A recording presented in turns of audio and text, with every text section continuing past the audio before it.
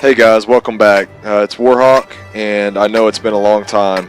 I've been extremely busy lately, just started a new job, moving to a new house, so it's been crazy around here. I still love playing World of Tanks though for you guys, DayZ, all that other stuff too. I just haven't had time to put videos up. So with that being said, here's a new video. This is my M103 and we are on Himmelsdorf. The way I like to play Himmelsdorf is to go up on this hill. It's a wonderful place for heavy tanks, tank destroyers that are turreted. Pretty much any tank in the game can excel on this map and do well if you know what you're doing. I don't think I've had a video since we've got these new HD models yet. I'm sure all of you are aware of them. Beautiful looking tanks now. They're still not HD skins for all tanks. I think they're slowly adding those. I'm sure it takes some time, and I know they're huge patches when they do include those skins. But it is nice to see a few of those, and I'm glad I have the M103, which looks gorgeous.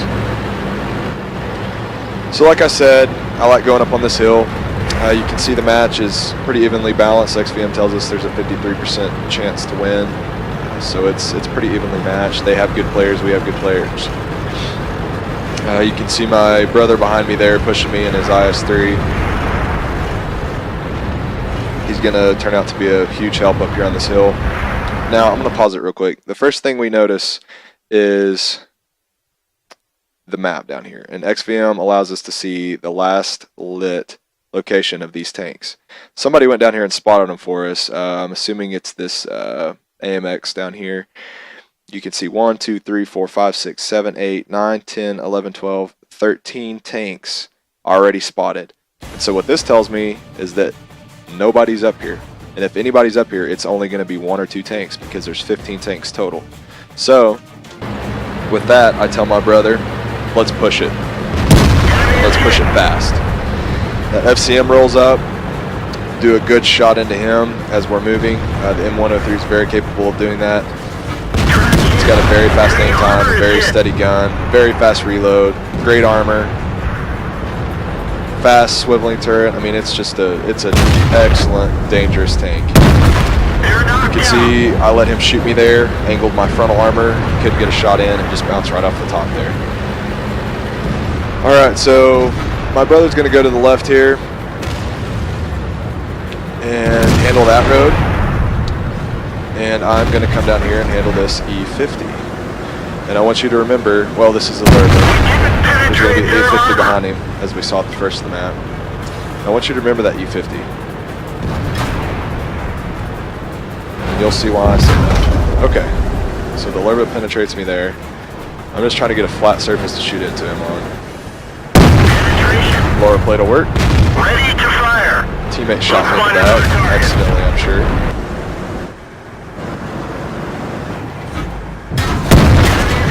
Another good shot into the Lurva there. What was that, 466? That was a good damage roll.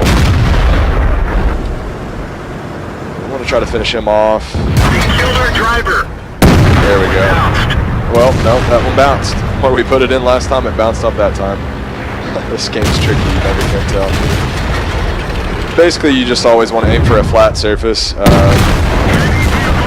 can see me roll up there to get it straight through his side. I wanted to kill that Lurva. He was a problem because he's blocking me from shooting these other guys.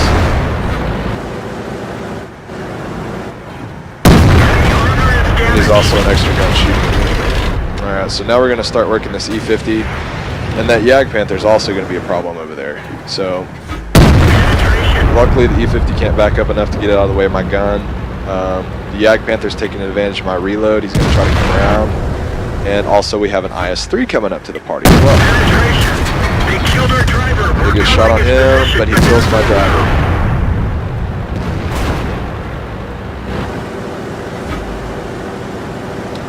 So you can see me reversing forwards and backwards here. And I'll just pause it to show you why I'm doing that.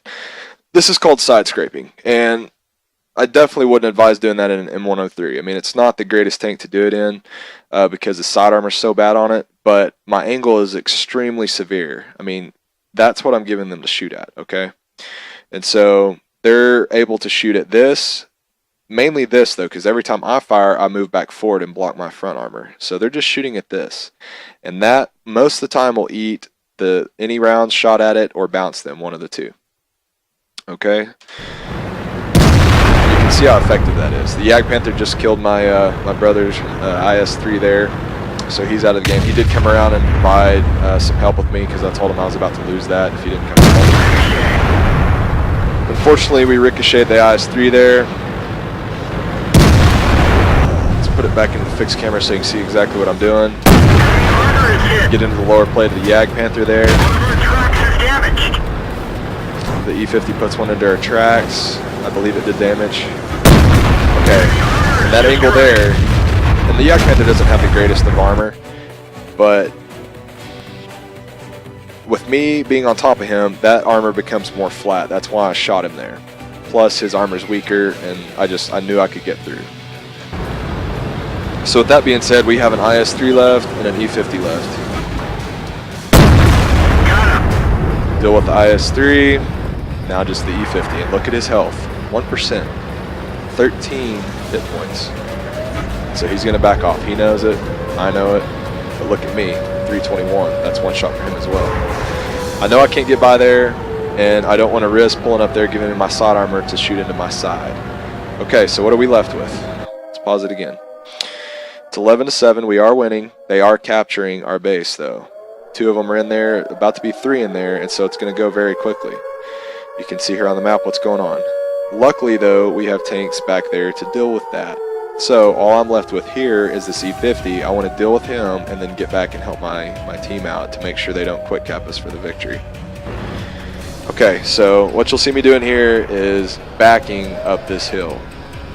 Now this is slow, it's painful. It was painful for me to do, but I didn't want to take the time to turn my tank around and to get it facing forward up to the hill, only to have that guy come around there and shoot me in the back. So I'm holding my gun right on the spot where I think he'll come around if he does decide to do that.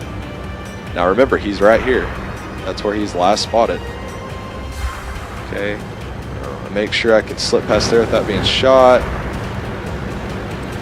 And now I'm thinking, I've never shot over this lip right here that you see right here.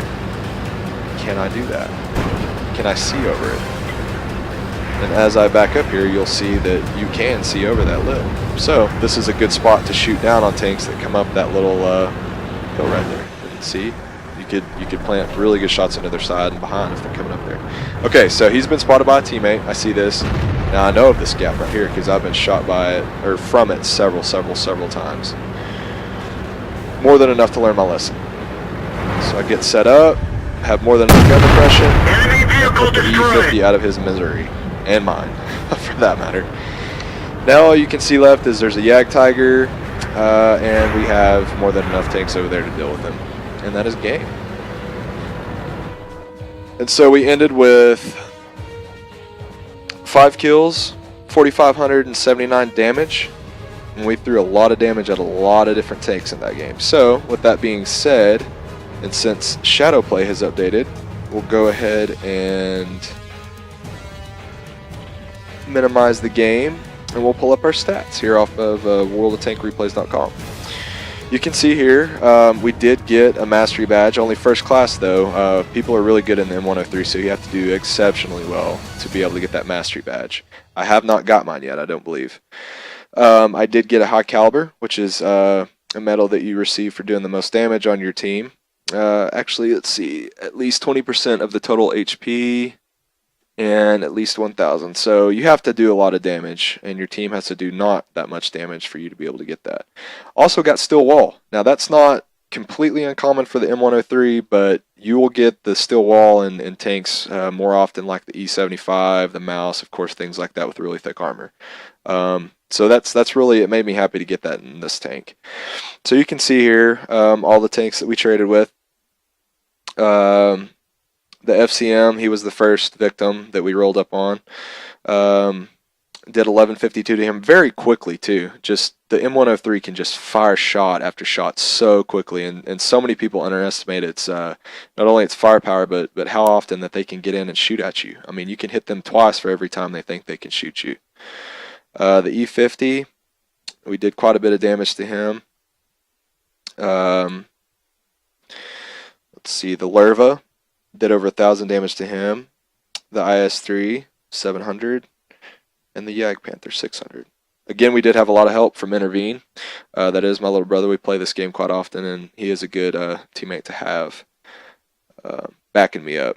I know that he will back me up where when you're playing random pub games, I mean, it's just it's a coin toss who's going to back you up, who's not. Most often you won't get back up, though. So here's our team score. Let's see. Let's rank it by damage. So we're on top by damage. We're on top by kills as well. So that looks pretty good. Their team, 3075 did well. We never met him. He stayed down low. So you can see pretty good stats. Intervene doing a good job in his IS-3 and a over-tiered match for him for sure. But that IS-3 is more than capable, and he showed you that. Detailed report. You can see that playing higher tier tanks, you don't make a lot of money. Not only do the shells cost a ton, but so does repairing the vehicle. And we got damaged pretty severely that game. I think we were only left with 300 something hit points. If we look over here, we can see the shots fired and the direct hits. The direct hits, we hit every shot that we fired, but only 13 of them penetrated. That's still amazing. That's wonderful. If you can put that gun to work and do this kind of damage with these kind of hits, I mean, you're doing your job. You can see the hits we received. Only half of them got through. So we were treating our armor properly. We were acting with it properly. You can see we blocked over 3,000 points of damage. That's almost 2 M103s. It's pretty close. The spots and stuff like that, don't really pay attention too much in heavy vehicles. You can see the experience we are in, the double. That's really good experience for this tank. And again, just the you won't make much money off of tier 9 and 10 tanks, even tier 8s. Now, I'm not saying you can't. I mean, it is possible if you don't take much damage and maybe you don't fire too many rounds, or you fire a lot of rounds and you take very little damage, you're going to make pretty good money off of them. But they're definitely not tanks you would go to for money makers. So anyway, guys, that's it. I hope you enjoyed this replay, and it's good to be back with you guys. It's good to be back putting videos on the internet, on YouTube. It's something I do like. However, it is my hobby, so I'll only do this when I have time to do it and when I feel like doing it. So stick with me. Hope you enjoy these videos. I'll put them up when I can. And I guess with that being said, I will see you guys on the next video.